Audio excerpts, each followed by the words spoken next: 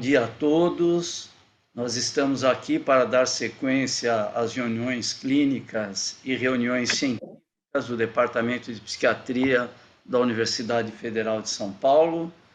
Nós, primeiramente, gostaríamos de agradecer ao laboratório EMS, que vai nos ajudar de hoje em diante na divulgação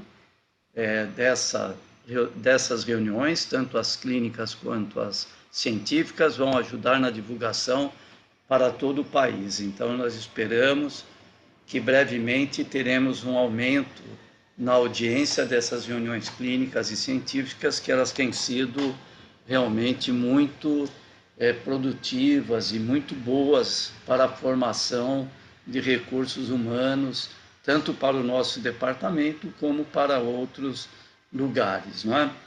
E hoje eu gostaria de agradecer aqui a aceitação do convite da professora e doutora Cíntia Ioli Belangero.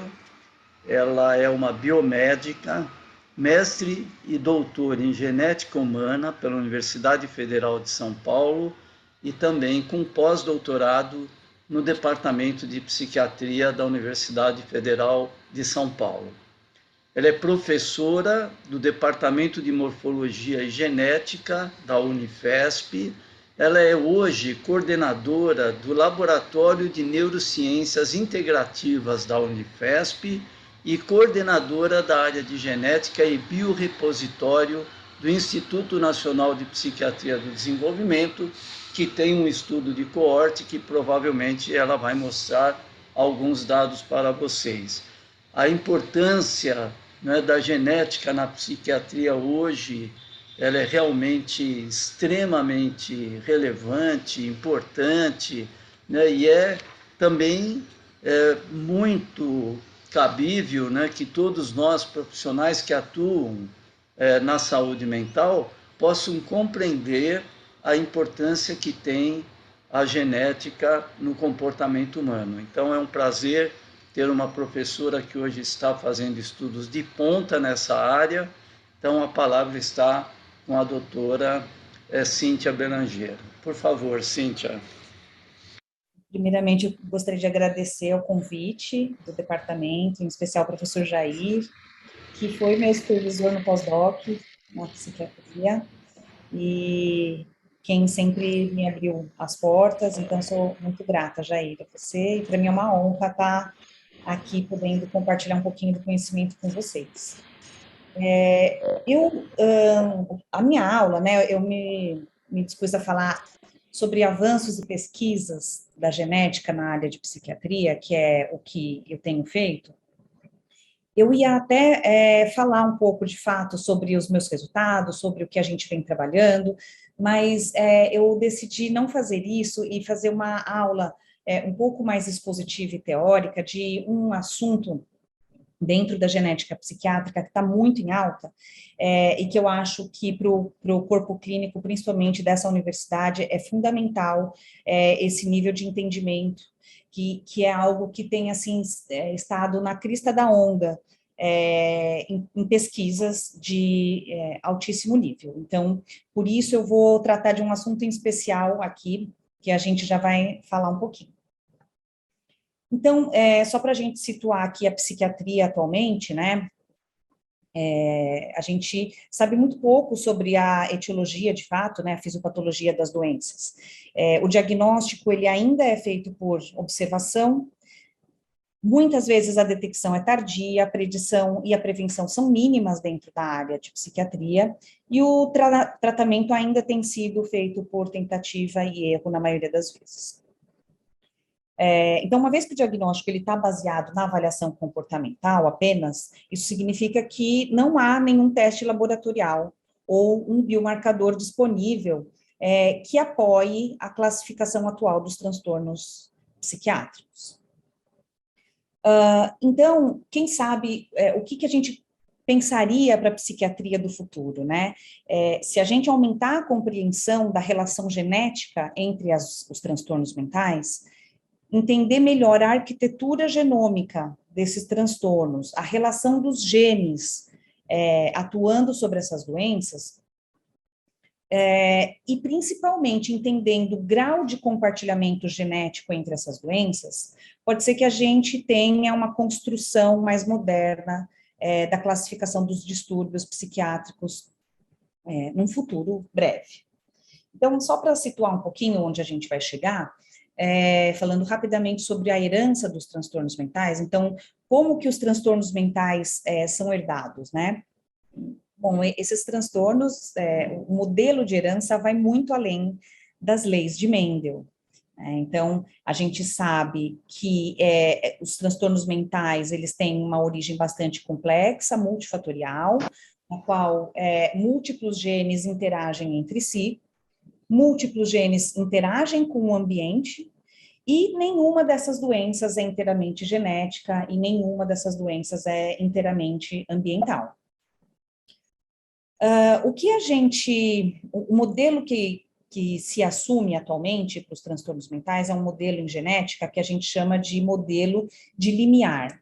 O que é um modelo de limiar? O modelo de limiar é aquele na qual uma característica se distribui na população, e isso a gente levaria em consideração para traços contínuos, né, como QI, estatura, coisas assim, IMC, mas para os transtornos mentais, como é um traço qualitativo, você não pode assumir uma distribuição normal na população. Então, o que se tem como uma distribuição normal na população é a distribuição da suscetibilidade genética que as pessoas têm a uma determinada doença. Então, você vai ter pessoas com uma suscetibilidade genética bastante baixa, a maioria das pessoas tem uma suscetibilidade média, e algumas têm uma alta suscetibilidade genética, o que faz com que elas sejam afetadas. Esse limiar, esse threshold, ele é muito variável, né, de doença para doença, a gente não conhece bem ele ainda, tem muitos estudos, eu vou falar um pouquinho depois, que muitos estudos têm tentado encontrar esse limiar genético. Por que a partir de um determinado limiar genético, pessoas afetadas aparecem na população? Esse modelo, né, esse modelo de suscetibilidade, essa suscetibilidade, ela está baseada nas bases genéticas, né, nos polimorfismos. Esses polimorfismos, eles, basicamente, os polimorfismos mais estudados hoje são os SNPs, vocês já devem ter ouvido falar dos SNPs, que são trocas de bases únicas.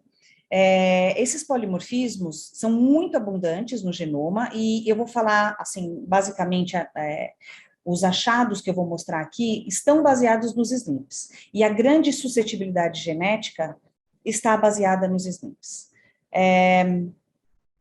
Então, só para vocês terem um entendimento sobre isso, existe uma relação inversa entre o tamanho de efeito dessas variantes genéticas e a prevalência, né? Então, uma variante que tem um alto efeito, né, uma variante que se encontra aqui, uma variante genética com alto efeito, ela é pouquíssimo prevalente na população. Isso tem uma relação direta com evolução, né? Então, variantes de alto efeito, elas são pouco prevalentes, e variantes que têm um baixo tamanho de efeito, elas são extremamente prevalentes na população e muito polimórficas. E isso também tem uma relação com o tipo de efeito que ela tem, né? Não só com o tamanho do efeito, mas o tipo do efeito. Então, variantes que têm um alto tamanho de efeito, normalmente elas são mais causais, elas estão relacionadas mesmo com a causa da doença, né? Outras têm uma função, uma conotação funcional, que altera alguma funcionalidade de um gene ou de uma região, mas não necessariamente ela causa a doença, né? Então, tem uma relação grande entre prevalência, tamanho de efeito e tipo de efeito. Eu só estou com um probleminha técnico, porque eu esqueci meu carregador em casa, mas eu tenho uma pessoa que já está trazendo aqui para mim, tá? Então, eu estou rezando aqui para minha bateria dar. Então, esse modelo de herança, ele tem, nas doenças complexas, que é esse gráfico aqui da direita, um modelo que a gente assume é que muitas variantes, como eu falei no começo, muitas variantes participem dos transtornos, né? Cada uma com um pequeno efeito. E todas elas juntas ainda, somadas, interagem com fatores ambientais. É muito diferente, por exemplo, de quando você vê uma doença monogênica, uma doença, aquelas doenças mendelianas, porque naquelas doenças, uma variante ela é suficiente para causar a doença, tá? Então, o tamanho do efeito daquela variante é tão grande que ela sozinha causa doença. Outros genes podem participar? Podem, mas eles não são necessários. Aqui nas doenças mentais, nenhum gene é suficiente, nenhum gene é necessário sozinho. É o conjunto de genes somados à sua interação com o ambiente que vai fazer com que essas doenças sejam desencadeadas. Pensando na linha do tempo, né, dos métodos genéticos, como que esses métodos genéticos para investigar essas doenças foram surgindo ao longo do tempo e o que eles trouxeram de contribuição para a psiquiatria? Então, os primeiros estudos genéticos foram os estudos com gêmeos, para estimar a herdabilidade, né, a contribuição genética para esses estudos. Outros estudos que vieram na sequência são estudos de ligação, na qual associavam variantes genéticas a uma determinada doença, um traço, no intuito de identificar regiões envolvidas. Depois apareceram estudos de ligação anteriormente. Depois apareceram os estudos de associação mesmo, para associar variantes com um determinado traço estudado. E por muito tempo, e até hoje, a gente teve a possibilidade de fazer estudos em larga escala, na qual nós chamamos de GWAS. Muitos de vocês já devem ter ouvido falar de GWAS, são estudos em larga escala que estudam uma varredura no genoma.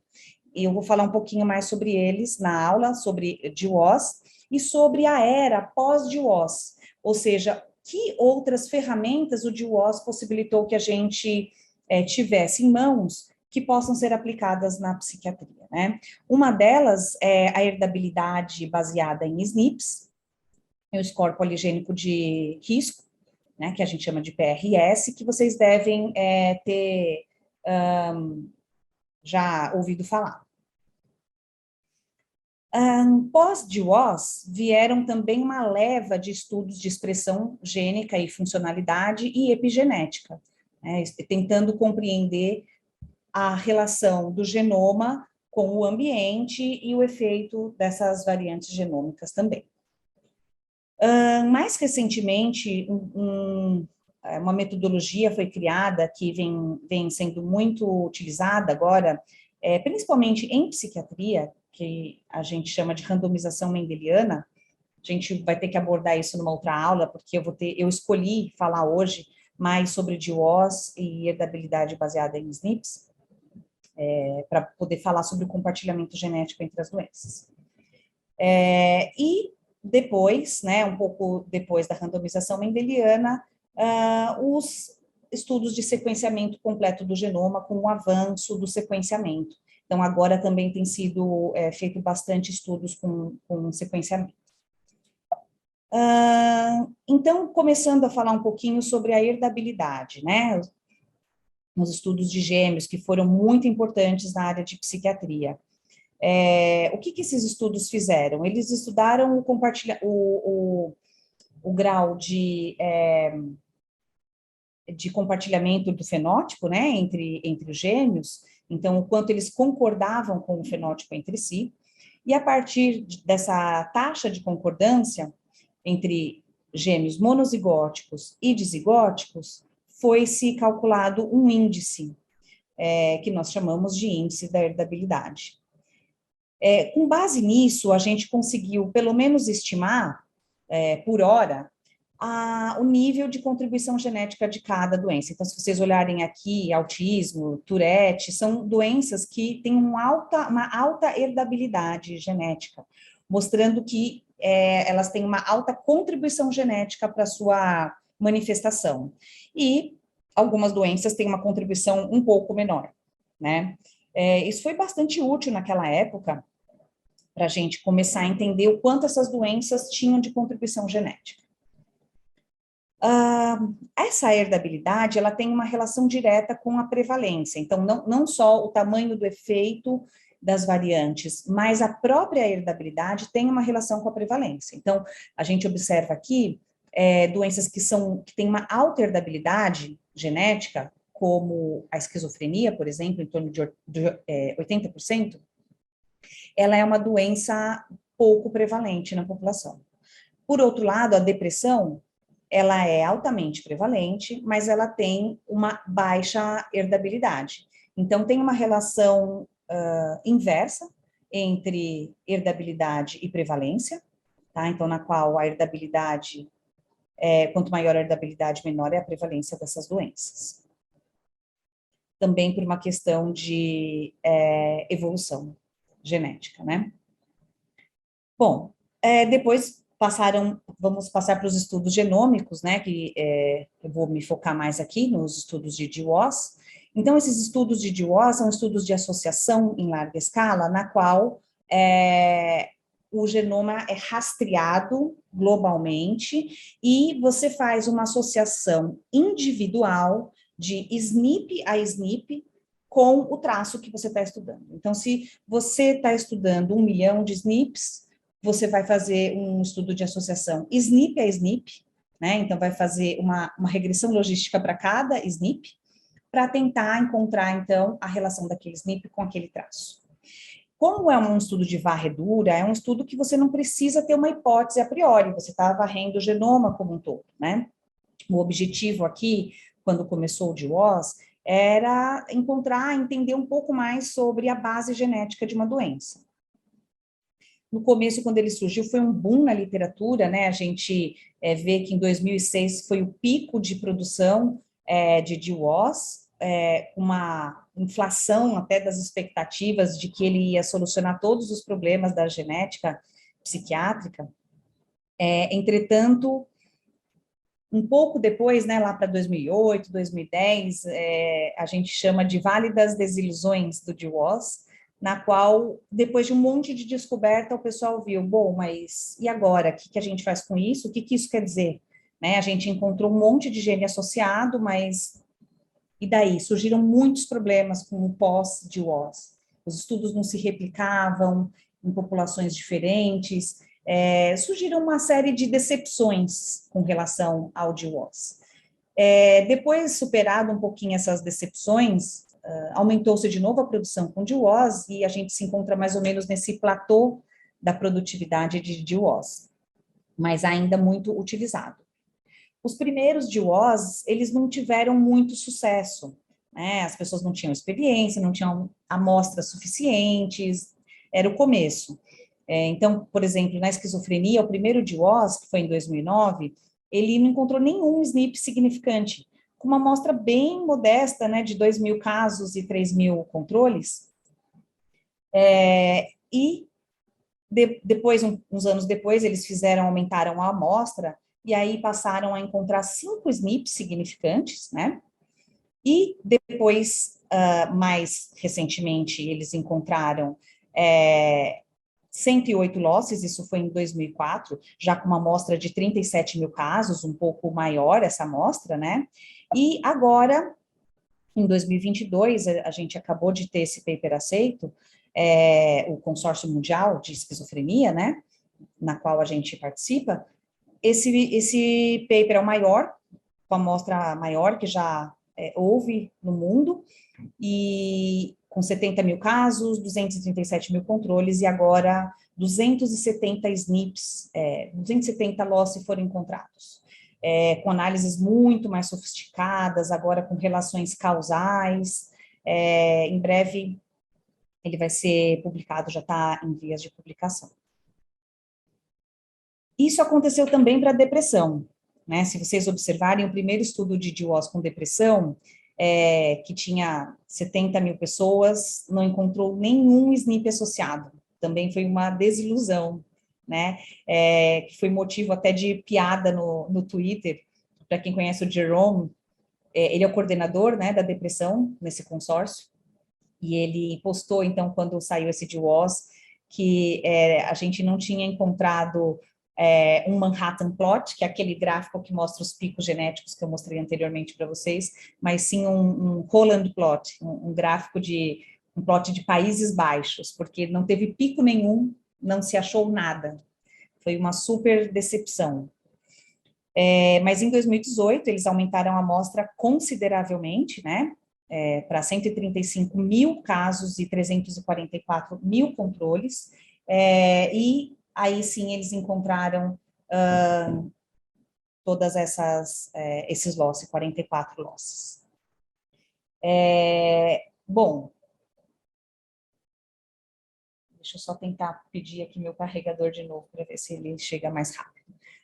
O PRS, então, ele foi uma medida utilizada pós-GWAS. Ele foi uma medida que agora está muito em alta, principalmente em psiquiatria. Vocês também já devem ter ouvido falar, inclusive empresas oferecendo, calcule o seu score poligênico de risco para depressão, para esquizofrenia ou para o que quer que seja, até para outras doenças não psiquiátricas, para diabetes e enfim, para tudo isso. E esse score poligênico de risco, ele é derivado do GWAS. Ele é um cálculo feito a partir do GWAS. O que ele é na realidade, né? Ele é um número baseado na soma daquelas milhares de SNPs que tem no GWAS. Então, os SNPs que sobreviveram em uma comparação, que atingiram um nível de significância estatística, eles são colocados numa conta e são somados e ponderados, né? Quanto mais alelo a pessoa tem, se ela é homozigota ou heterozigota para aquele alelo, então vai somando os alelos de risco daquela pessoa, e esses alelos, eles são ponderados pelo seu tamanho de efeito, que é aquilo que eu expliquei no começo, o efeito de cada variante. Então, com isso, você tem um número. Mas como interpretar esse número, né? O que é esse número, o score poligênico de risco? Então, considerando, por exemplo, que eu calculei meu score poligênico de risco para depressão e vi que é 0,047391. O que isso quer dizer? Isso não quer dizer absolutamente nada se ele não for colocado numa curva de distribuição de uma determinada população.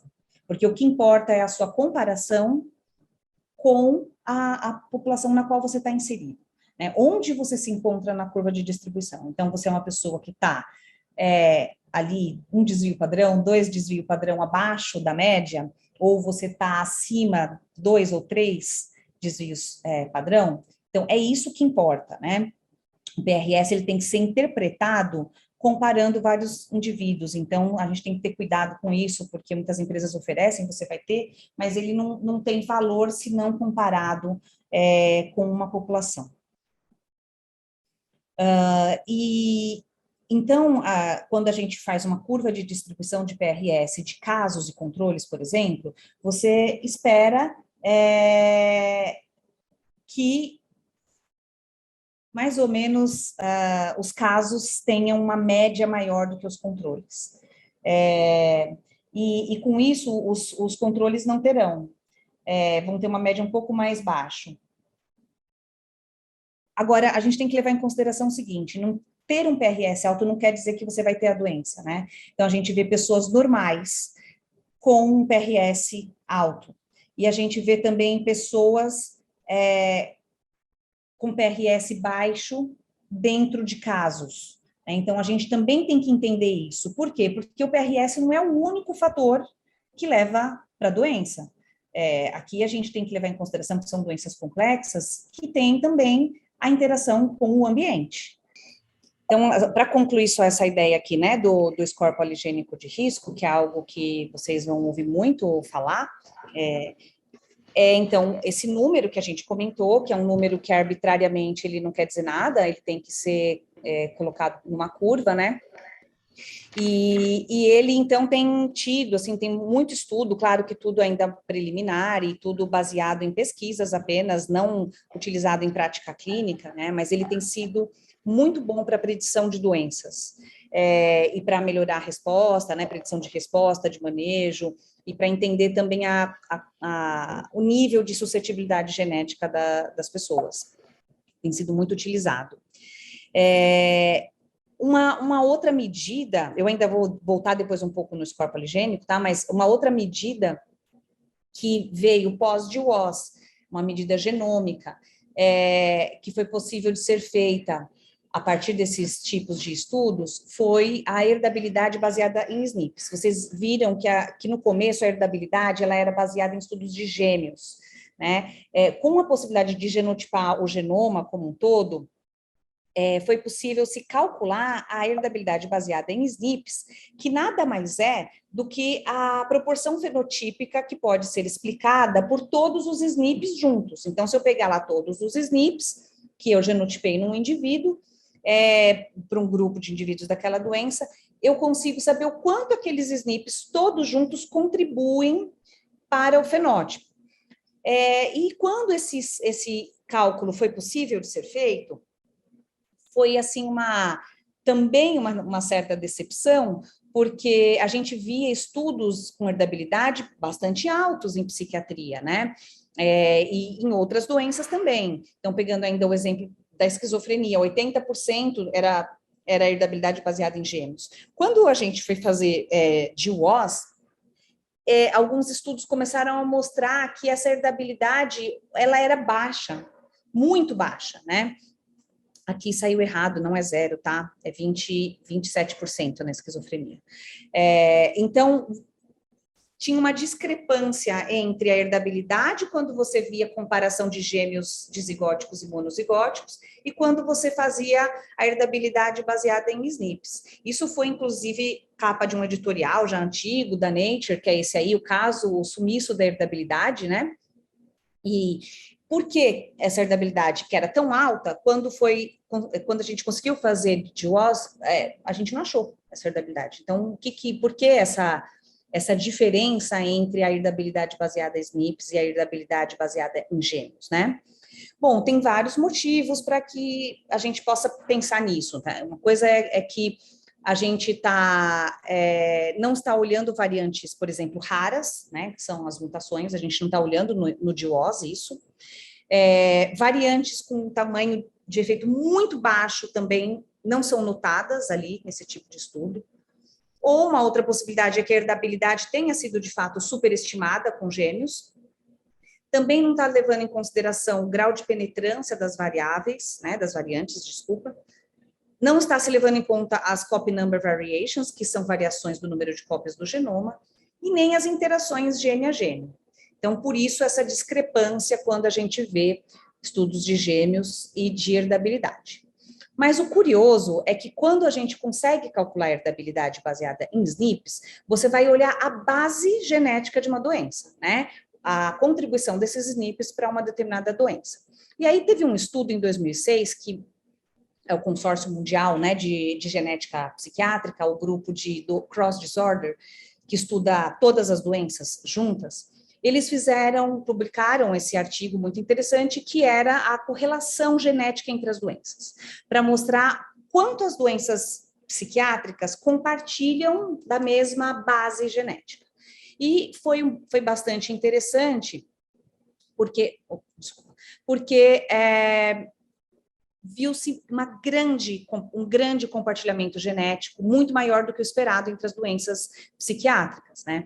Então, por exemplo, a esquizofrenia era a doença que compartilhava mais fortemente a sua base genética com todas as outras, né? Só não encontraram para a Tourette, estatisticamente significante, mas a força da correlação ainda assim foi forte. Mas com todas as outras doenças, principalmente com o transtorno bipolar, isso significa que a base genética é muito similar, né, entre essas duas doenças. E outra coisa interessante é que aí um outro paper surgiu logo na sequência, dizendo assim, bom, então vamos ver se esse compartilhamento genético, ele é um compartilhamento genético próprio das doenças psiquiátricas ou de alguma coisa, assim, de uma base do cérebro propriamente dito. Então, eles fizeram a mesma coisa com doenças neurológicas. Então, eles pegaram Alzheimer, epilepsia, enxaqueca, Parkinson, e foram verificar se as doenças neurológicas compartilhavam tinham um compartilhamento genético com as doenças mentais. E não tinha. Não tinha, né? Vocês podem observar aqui, no máximo encontraram uma forte correlação de depressão com enxaqueca, né? Por exemplo. Mas as doenças mentais, as doenças psiquiátricas não parecem ter a mesma base genética das neurológicas, o que já foi bastante curioso. Depois eles fizeram isso, expandiram isso agora em 2020, para não só doenças, mas traços comportamentais que provavelmente têm uma base genética. Então, eles foram associando comportamentos com doenças para poder entender esse nível de compartilhamento entre comportamento e a doença, né? Então, eles encontraram, por exemplo, uma correlação entre diabetes e doença cardiovascular, uma base genética muito parecida, o que faz todo sentido. Depressão e ingestão de frutas, por exemplo, uma correlação inversa, né? Então, quanto menos fruta você come, maior é a força da correlação com a depressão. E ingestão de legumes também com consumo de cafeína, por exemplo. Então, para se tentar entender fatores de risco que têm um fundo genético também, porque é comportamental, com essas doenças. Isso foi em 2020. Esse tipo de estudo, ele é muito importante porque ele nos ajuda a entender a arquitetura genômica dos transtornos mentais, né? Esse paper que a gente participou também, ele foi publicado em 2019, foi, por enquanto, o maior paper também do Cross Disorder, que é o grupo que estuda todas as doenças juntas, né? E esse paper, ele foi, assim, um marco, porque ele mostra a relação genética entre as 8 maiores doenças psiquiátricas, e o objetivo era entender a arquitetura genômica compartilhada entre as doenças mentais. Uma amostra gigante de 500 mil controles, 230 casos, a maior amostra até o momento, estudando as 8 doenças, estudando a base genética dessas doenças. E eles fizeram muitas análises, né, e encontraram que existem 3 grupos, que as doenças mentais, elas podem ser agrupadas geneticamente em 3 clusters. Doenças psicóticas e de humor, doenças de comportamento compulsivo e doenças de neurodesenvolvimento ou de acometimento precoce. Né? Isso com base na força da correlação da herdabilidade baseada em SNPs. Isso foi bastante interessante, esse paper ele é bastante citado, né, atualmente, e ele, então, mostrou esses clusters que estão baseados em vias biológicas, em força da correlação e tudo mais. Bom, com isso, a gente começa a repensar uma série de coisas, né? Então, as influências genéticas, muito provavelmente, elas transcendem os limites diagnósticos atuais, né? Esse paper, ele mostrou uma correlação genética significativa, por exemplo, da esquizofrenia com outras 6 doenças, né? Com exceção de Tourette. E a correlação mais forte foi entre bipolar e esquizofrenia, uma correlação de 0,7, uma correlação bastante alta, né, mostrando que 70% da base genética das duas é igual, é isso que isso quer dizer. O paper seguinte estudou algumas outras doenças que não tinham sido estudadas ali, então aumentaram para 11 doenças, e ainda assim eles fizeram uma análise fatorial e encontraram um fator que eles chamaram de fator de doenças psicóticas, em que esquizo e bipolar compartilhavam muito da base genética, novamente. Então, isso subsidia mais ainda a relação entre essas duas doenças, né? Então, isso nos faz pensar algumas coisas. Então, claro que os limites, ou será que a gente deve pensar em limites, né, diagnósticos ou em traços contínuos? Ter limites é muito bom, vocês que são médicos podem dizer muito melhor do que eu, mas ajuda nas decisões clínicas, né, nas tomadas de decisão para tratamento e tudo mais, né? Mas essas relações genéticas, elas também estão ligadas à etiologia da doença, né? Então, será que a gente deveria ir para uma classificação um pouco mais dimensional, né, dentro das síndromes clínicas, ou pensar um pouco mais em sintomas subclínicos e não na doença propriamente dita? Seria uma outra opção? Ou será que a gente deve trabalhar com uma curva de distribuição, né, ou uma curva dimensional, vamos chamar assim, na qual os afetados estão nos extremos dessa curva? Se a gente for observar, é mais ou menos assim que acontece, por exemplo, para a diabetes, né? Então, será que a gente deveria partir para uma coisa nesse sentido? Ou será que a gente deveria reconceituar as categorias diagnósticas? Eu resolvi trazer isso porque isso está tão em alta que tem um monte de paper falando sobre a nosologia e sobre como resolver essa questão das classificações e do compartilhamento, hoje que já se conhece mais sobre o compartilhamento genético das doenças. Recentemente, teve um paper, né, do Van Oz, falando sobre isso em esquizofrenia, né, falando que a morte lenta do conceito de esquizofrenia e o nascimento doloroso do espectro de psicose, né? Paralelo a isso, o consórcio, o Congresso Mundial desse ano de Genética Psiquiátrica, se vocês olharem aqui, o objetivo dele, o tema dele desse ano é Vanishing Boundaries in Psychiatry. Então, tentando acabar com essas fronteiras diagnósticas, né? Então, para vocês entenderem a importância de como isso está em alta, né? Eu trouxe aqui também, depois eu baixei, quem quiser, eu posso mandar. Agora, acabou de sair esses dias, olha, pode ver que está com data de abril ainda, um volume inteiro da Schizophrenia Research, falando sobre novos conceitos do construto esquizofrenia, né? E papers como psicose e febre revisitada, esquizofrenia como um sintoma, né? Há um erro ao identificar uma esquizofrenia homogênea, ou o que a genética pode nos falar sobre esse construto que hoje nós chamamos de esquizofrenia. Então, é só para mostrar para vocês o quanto que conhecer essa base genética está mudando esses conceitos, né? Eu não sou clínica e não estou aqui para fazer ninguém mudar de opinião, não é isso. Eu só estou trazendo para vocês os novos conceitos, as novas tendências que estão sendo colocadas na literatura, para que a gente repense nisso, né?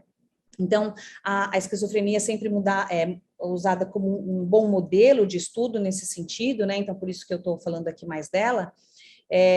Então, será que a gente teria, por exemplo, dentro da esquizofrenia, ela seria um guarda-chuva que teria uma coleção de componentes genéticos lá dentro, né?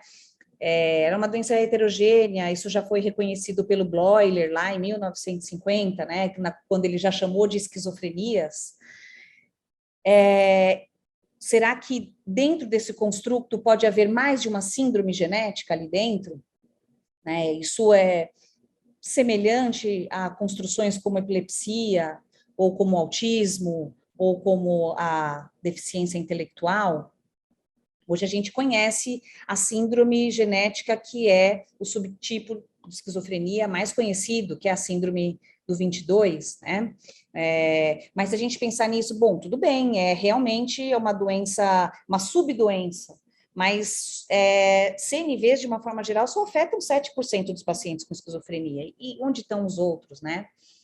Mas mesmo que não existam subtipos genéticos dentro da esquizofrenia, ou melhor dizendo, mesmo que existam subtipos genéticos dentro da esquizofrenia, não necessariamente isso desafia a construção clínica que ela é atualmente, né? Podem ser simplesmente formas diferentes da doença, com etiologias diferentes. São coisas para a gente ficar pensando, né? O score poligênico de risco da esquizofrenia, também estou trazendo esse conceito aqui para vocês, ele foi capaz de predizer fortemente outras doenças. Então, não é só que elas são correlacionadas geneticamente. O score poligênico de risco de esquizofrenia prediz melhor as outras doenças do que o score poligênico das próprias doenças, né?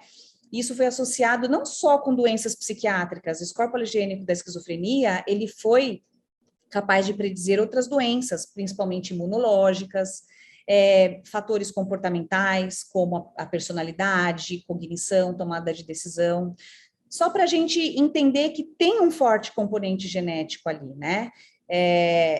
E que mesmo a doença que hoje são duas doenças separadas, né, que foi estabelecida lá por Kraepelin, bipolar é uma doença, esquizofrenia é outra, e é muito útil essa diferenciação no sentido clínico, mas se a gente for olhar, 70% delas, a etiologia é a mesma, né? Então, é algo que a gente deve ficar pensando. Então, assim, como reflexões, né? O que a gente pode refletir com relação a isso? Essas categorias diagnósticas, elas não necessariamente precisam exigir que as suas causas sejam completamente distintas, né? Não é necessário isso. Essas categorias diagnósticas, talvez, que a gente utilize hoje, elas sejam apenas provisórias, muito úteis, mas talvez provisórias. Se a gente pensar, por exemplo, isso acontece com outras doenças, doença de Crohn e colite, por exemplo, também tem um compartilhamento genético de 70%, que é igual ao compartilhamento de bipolar com esquizo. Mas isso não significa que elas não sejam doenças diferentes, né? Então, mas a complexidade desses distúrbios, ela é tão grande que é muito pouco provável que só essa assinatura genética seja suficiente para distinguir o transtorno, né? Então, a genética sozinha não vai resolver esse problema, porque essa base genética, ela transcende os diagnósticos, transcende, mas ela sozinha não é suficiente. Por outro lado, esses insights genéticos, eles podem ser muito valiosos para a gente fazer um processo de maturação aí, ou de maturidade, né, nosológica, para a gente pensar, repensar na nosologia a partir de agora. E uma coisa que a gente tem que pensar é que essas descobertas genéticas, elas nos permitem refinar a validade e a utilidade dessas fronteiras, né? Porque uma coisa é a validade, outra coisa é a utilidade na prática clínica, é útil isso para tomada de decisão, né? Então, é uma coisa que a gente tem que pensar. A doença, talvez, ela não cause os sintomas, mas sim, esses sintomas são reflexos de determinados processos genéticos que estão ali dentro, né? Então, estou trazendo essas questões só para a gente pensar aqui, né? Então, tentar entender bem essa diferença entre a validade de um construto, que são esses limites da doença, e a utilidade deles, o quanto eles são, de fato, úteis na prática clínica, né? Tem um conceito que eu achei bem interessante desse pesquisador, Kendler, que ele chamou de iteração epistêmica, que é uma repetição do conhecimento, na qual você vai acumulando conhecimentos ao longo do tempo, para tentar se aproximar de uma realidade, né? Então, é um processo de maturação do conhecimento, mais ou menos, né? Eu acho que a gente vai ter que fazer isso, essa repetição, para a gente começar a pensar melhor a respeito disso. E esses dados genéticos, eles têm que ser levados em consideração com outras medidas clínicas, ou biológicas, né? Neurobiológicas, de fato, que é mais ou menos o que o sistema do ARDOC propõe, né, para que a gente possa utilizar isso para ajustar melhor o modelo atual, né, o modelo nosológico atual.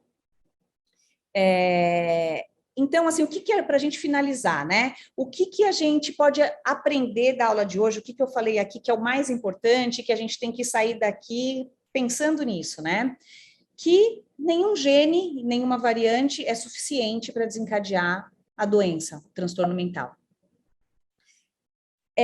Essas variantes genéticas, elas compartilham as fronteiras do diagnóstico, tá? Elas não são separadas entre as doenças.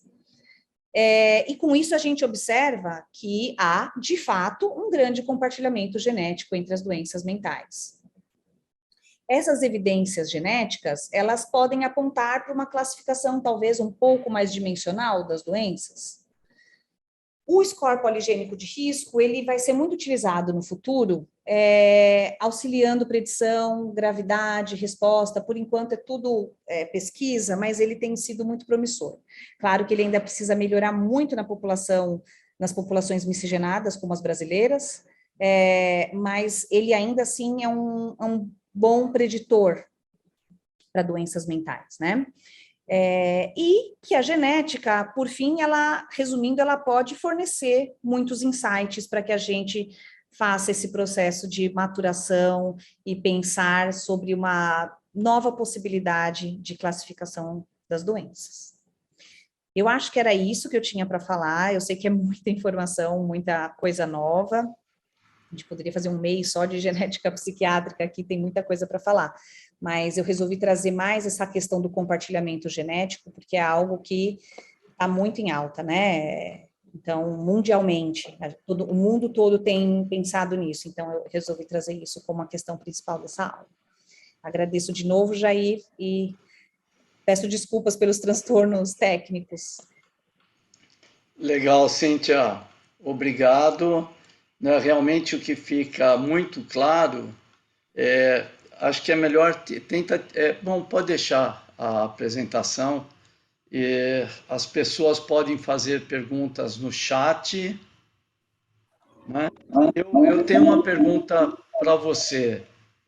Bom, o que fica claro é que, né, esses diagnósticos que foram desenvolvidos na psiquiatria, esquizofrenia, transtorno afetivo, transtorno bipolar, né, eles são fenômenos com etiologias muito distintas, né? Eles são fenótipos próximos, mas de raízes etiológicas distintas, né? Então, por exemplo, as raízes etiológicas da esquizofrenia, do transtorno bipolar, são muito comuns, né? Então, teve aquele paper que, se eu não me engano, saiu em 2010, 2011 na Nature, né? Que aí causou, foi o primeiro impacto ainda.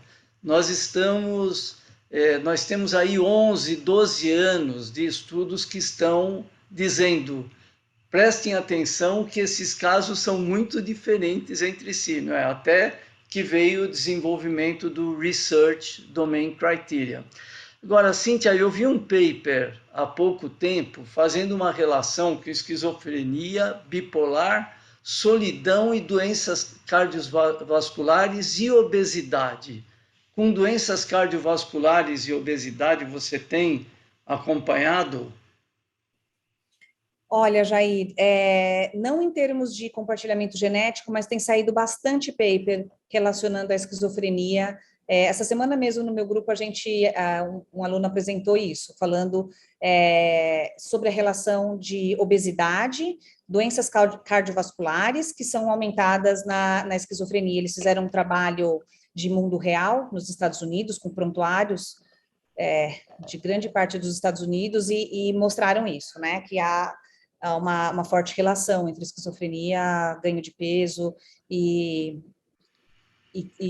doenças metabólicas de uma forma geral. Agora, eu não vi nada mostrando, deve ter, tá? Deve ter, mas mostrando, eu não lembro de ter visto o compartilhamento genético entre as doenças cardiovasculares e a esquizofrenia, por exemplo. Eu vou procurar, vou dar uma olhada. Eu mando esse paper para você. Agora não estou lembrando, mas eu sei que é publicado em revistas boas, enfim, revista de muito bom nível. Eu mando. Também é baseado em GWAS, né? Sim. Então estamos abertos. Oi, desculpe, Cíntia. Não, pode. Eu ia falar para você me mandar assim, que eu quero ver sim esse paper. Ou podem levantar a mão, o Salvador, e depois Feijó. Queria observar que essas alterações no conhecimento da genética, essas enormes alterações que houveram, mudam muito a nossa maneira devem mudar muito a nossa maneira de pensar as doenças mentais em psiquiatria. Os nossos critérios diagnósticos das doenças mais graves mentais emergiram a partir de uma ideia de genética mendeliana ou até anterior, ideias de degeneração da época do Kreplin. Essas observações, essas descobertas mais recentes, mudam completamente a história. A abordagem dos problemas mentais vão ter que mudar, vai ter que mudar a nossa maneira de pensar a respeito deles, não é? E o tratamento também, evidentemente, porque a genética mendeliana é determinista e essa genética nova, essa nova percepção da genética é dinâmica e é interativa com o ambiente. Sim. E entre os fatores que podem interferir na herdabilidade da esquizofrenia, nos gêmeos monozigóticos, por exemplo, e dizigóticos, tem os fatores ocorridos durante o pré-natal, em que ambos os gêmeos foram submetidos a fatores ambientais pré-natais. Isso também pode ser um fator muito importante a explicar a diferença genética, a diferença da patologia, da herdabilidade. Exato, obrigado. Exatamente, Salvador, eu concordo com você, eu acho que era esse até o meu objetivo, fazer com que a gente começasse a pensar a forma de pensar, né? Então, alterar a forma de pensar. Então, não é uma coisa que a gente ainda precisa amadurecer muito, mas como você falou, o próprio aconselhamento genético dentro dos transtornos mentais hoje, ele tem que levar todas essas questões em consideração, porque são doenças altamente complexas, com interação com o ambiente, muito diferente das doenças mendelianas, né?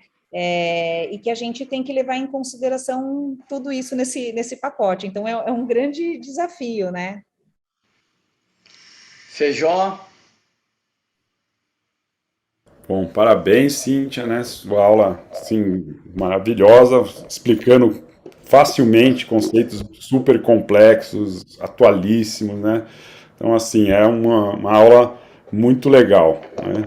E que para a gente é muito importante esse conhecimento, né? Eu acompanho, assim, o que o Salvador está falando, né?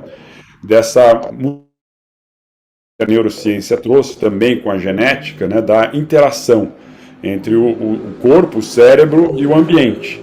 Né? E a nossa psicopatologia, a gente vem discutindo isso desde a psicose única, lá, que já deve ter uns 200 anos, né? Depois separando, o Kreplin vem aqui, aí depois conceitos que tentam unificar, como o RDC, que o Jair falou. Então a psiquiatria vem brigando com essa questão diagnóstica, a gente tem instrumentos da psicopatologia que não falam com a neurociência.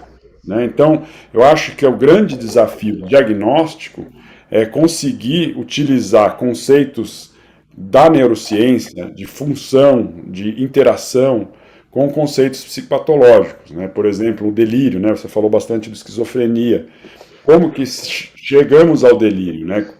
Quais são as bases que tem que ter para chegar nesse delírio? Tem um desenvolvimento de 25 anos do cérebro, de uma interação contínua, de momentos específicos de estímulos para esse desenvolvimento, para que a criança tenha uma lógica, chegue a essa lógica, consiga fazer um julgamento, uma crítica. E por que o indivíduo perde?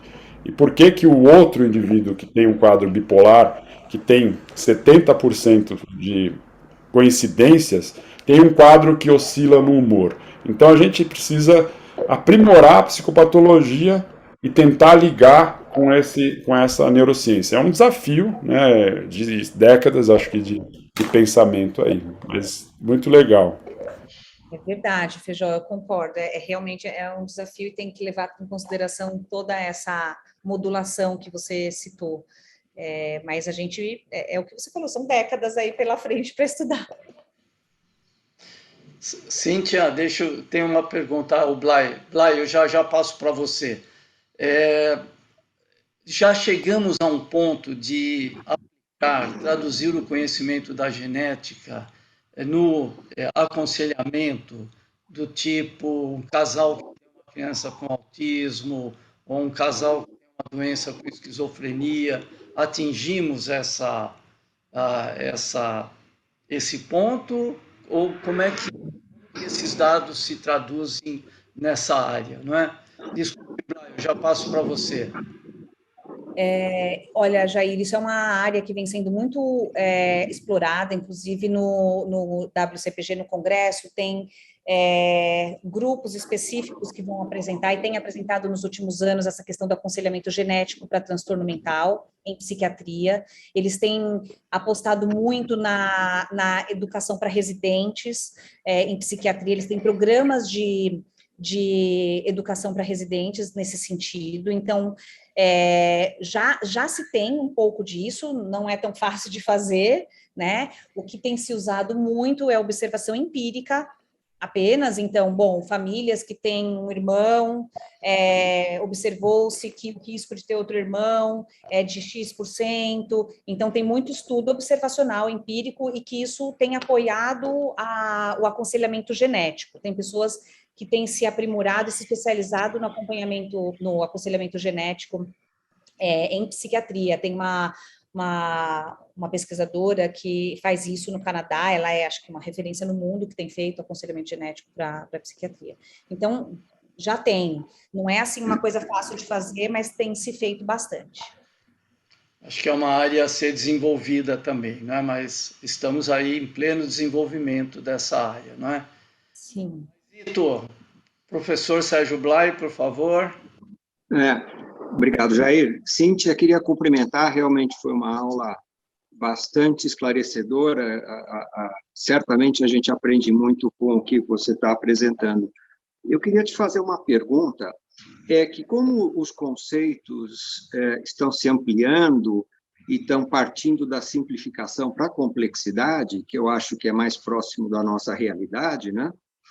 E quando nós falamos, por exemplo, de scores poligênicos e saúde mental, por exemplo, como um recorte, mas como é que andam as questões ligadas à questão dos scores poligênicos e saúde como uma questão mais ampla, né? Porque talvez nós estamos falando dessas questões complexas, genéticas, e talvez seja muito para além da saúde mental propriamente dito, né? Obrigado. Perfeito, Sérgio. Super bem lembrado isso que você está falando. O score poligênico de risco, na verdade, ele é ainda mais utilizado em outras áreas da medicina. Ele, por exemplo, tem um poder de predição muito grande para diabetes, altura, IMC, doenças cardiovasculares. Ele tem sido bastante explorado, ainda não utilizado na prática clínica, claro, mas já é muito promissor, né, nas outras áreas da medicina. Isso já tem bastante estudos sobre isso, e a predição é melhor, é ainda melhor nessas outras áreas da medicina. Mas para a população brasileira ainda tem um grande desafio, porque o score poligênico de risco para a população brasileira, ele nunca atinge o poder de predição para as amostras europeias, porque ele é baseado nos estudos de WOS. Os de WOS são basicamente mais de 90% feito em populações europeias. Então, o poder de predição na nossa população, e africanas principalmente, o poder de predição é baixo. O Marcos, que trabalha com a gente, né, o Marcos Santoro, ele tem trabalhado bastante com isso, com esse poder de predição e melhorar o cálculo do PRS para populações miscigenadas como a nossa. Cíntia, eu tenho mais uma pergunta. Você falou pouco dos estudos que vocês têm realizado, né? Realmente aqui eu gostaria de colocar para a audiência, né, que os estudos realizados no Departamento de Genética e Morfologia da Unifesp, juntamente com o Departamento de Psiquiatria, são estudos de ponta, e os alunos formados pela Cíntia, quase todos já foram para o exterior, né? Queria que você comentasse um pouquinho, né, algo que eu não imaginei que iria conviver, né? Que seria essa fuga de cérebros, né? E eu acho que vocês estão realizando pesquisas de ponta. Gostaria que você comentasse um pouquinho disso, mas vai todo mundo embora, né? Você vai embora também, né? Não, eu não vou embora. Pelo menos não por enquanto, mas grande parte dos meus alunos foram, né? Foram por toda a situação de pesquisa no país, pelas oportunidades, né? A gente, por um lado, é bom que a gente consegue colocar as pessoas em locais de ponta, mas é uma fuga de cérebro de fato. Eu fico muito feliz que a gente continua colaborando com essas pessoas e acaba fazendo raízes em outros lugares, mas, por exemplo, só para dar alguns exemplos, a Letícia foi embora para a Noruega, né? Está na Noruega fazendo pós-doc lá. Você conheceu bem a Letícia, trabalhando muito com epigenética lá, fortíssimo, o grupo que ela está. A Patrícia e a Natália, que também você conhece, está lá na mesma universidade que ela, na Noruega, fazendo pós-doc. O Diogo foi para o Canadá. A Fernanda Talarico também está fazendo doutorado direto lá, foi morar lá. A Gabriela Xavier foi fazer pós-doc em Harvard, está fazendo um grupo super forte de Harvard também. Então, a gente tem tido essas fugas, né, de fato. Isso é um bom sinal, que a gente tem formado bem as pessoas, mas a gente fica triste que elas vão embora e acabam não podendo contribuir mais efetivamente aqui para o Brasil, para o nosso país, de uma forma geral. Mas é muito bom também ver eles bem colocados, né? E acho que nunca interrompe a colaboração, né? Porque você aí, todas essa pessoal na Pensilvânia, na Noruega, no Canadá, na Harvard, não é? Então, isso mantém os grupos muito ativos e essa colaboração acaba contribuindo para que a gente avance também e participe, né, de pesquisas de ponta, que é o que tem ocorrido, né? Eu vou pedir para o Marcos Ferraz comentar um pouco. Marcos, conta para nós como é que você viu todas essas mudanças na psiquiatria. O Marcos é o nosso professor titular, né, que conviveu com a história da psiquiatria. Marcos, precisa colocar o unmute, tirar o mudo do microfone. Deu para entender a aula da Cíntia, Marcos?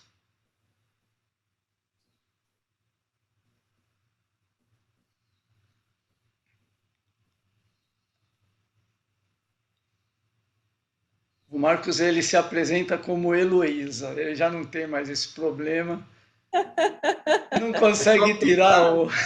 É só apertar a barra do espaço. O Marcos, à esquerda tem um microfonezinho. Você sempre fala. Embaixo à esquerda.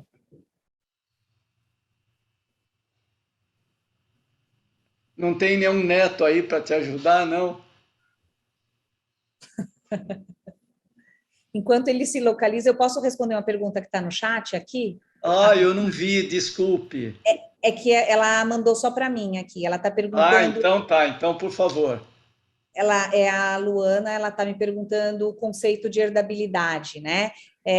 Herdabilidade é um índice na qual ele é calculado. Primeiramente, ele foi calculado com base na concordância de fenótipos de gêmeos. Hoje em dia, tem outras formas, como o cálculo dos SNPs. Mas esse índice quer dizer o quê? Ele infere o grau de compartilhamento, o grau de contribuição genética para uma doença. Então, o quanto a genética contribui para a etiologia da doença. Isso que é a herdabilidade da doença. Então, uma herdabilidade de 70% ou de 0,7 significa que 70% da etiologia é atribuída a causas genéticas. É isso que Perfeito. é herdabilidade. Vocês estão me ouvindo, Jair? Agora sim, por favor, Marcos. Olha só. Primeiro, a aula da Cíntia foi fantástica. Foi fantástica. Ela mostra a evolução da psiquiatria. E essa evolução da psiquiatria é uma evolução que não poderia ser diferente do conflito que sempre existiu entre ideias. Ciência se faz por conflito, não se faz por o entendimento tese, antítese e síntese. Ela mostra hoje uma tentativa de síntese muito boa. Quando ela pega, por exemplo, na evolução do conceito de esquizofrenia e começa a mostrar as diferenças entre a esquizofrenia e as semelhanças com a antiga PMD. O psiquiatra clínico recebe, por exemplo, irmãs, como eu já tive, uma bipolar e uma esquizofrênica. Você percebe esquizofrênicos que têm, francamente, traços depressivos na sua esquizofrenia. E a própria percepção você vai a herança mendeliana, que era tão precária, mas era o começo, ela se transforma hoje num instrumento potente.